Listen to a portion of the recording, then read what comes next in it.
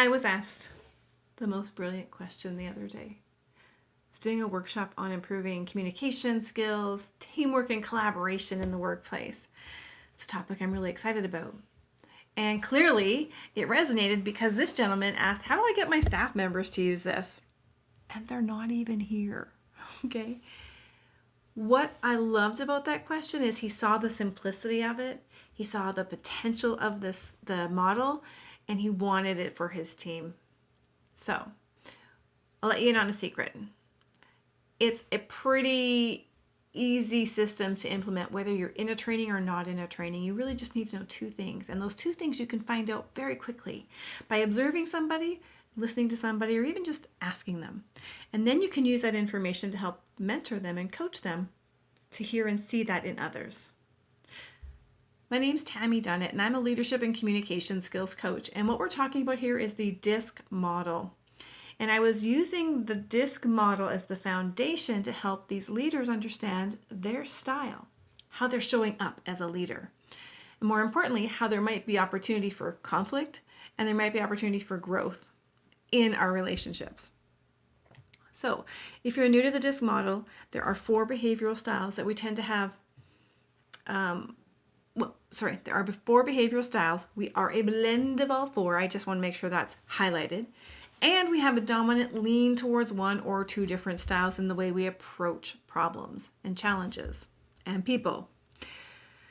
So there is the dominant D, direct, decisive, doers. There is the I, influential, inspiring, optimistic. There is the S for supportive, steady, they don't like change. And then there's the C, the conscientious, the rule followers, competent, that kind of stuff. So 4 general categories, and when we have conflict, there tends to be a conflict in preference or pace. So how do you use this model? 2 questions that you ask yourself are the same 2 questions you can help mentors. So the 2 questions are, what is the priority of the individual you're talking with? You can find that out by listening to their conversation. What are they focused on? Are they focused on the task? Do they talk about goals, objectives, KPIs, deadlines? Or are they focused on people first? Do they focus about their team? And so you'll understand where their conversational focus is, then you'll understand where their priority is.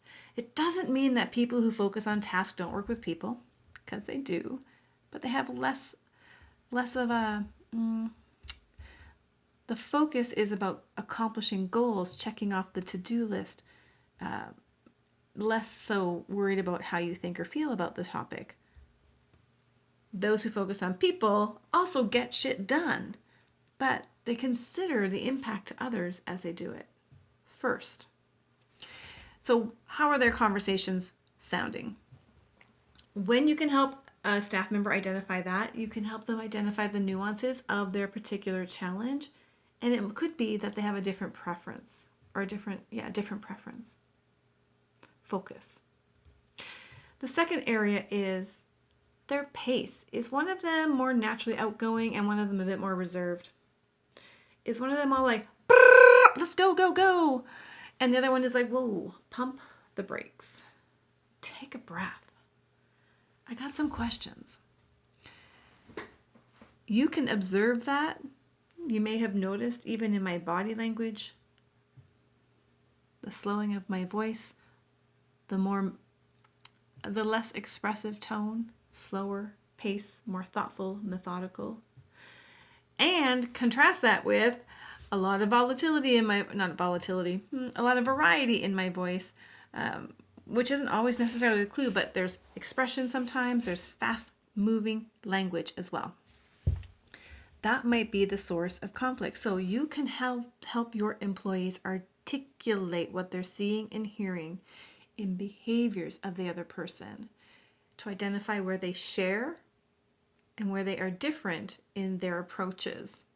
And from there, you can help them to articulate where they're aligned and what they need to get aligned to overcome the challenges, because they are likely focused on the same goal. They're just taking different routes to get there. So you can absolutely use the DISC model as a leader to coach and mentor your team without them being in a course.